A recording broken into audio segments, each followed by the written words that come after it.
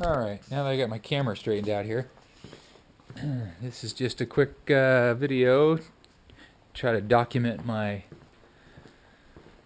alarm installation.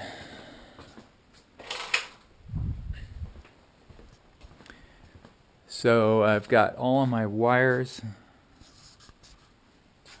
run to this location here.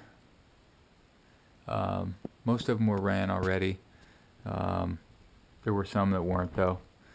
They were just dropped down underneath the window or doors. Like, for example, I had to pull some wires from over at this side of the house up in here. There was some drop down, and then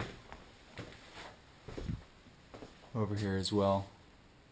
So splice those together. Hopefully that'll work out alright. Splice them in series. So this is where I'm planning to mount the panel, and hopefully it'll go well. I think it's supposed to arrive tomorrow, and that I can finish getting these wires all cut to length and spliced into the panel and labeled, and we're good to go.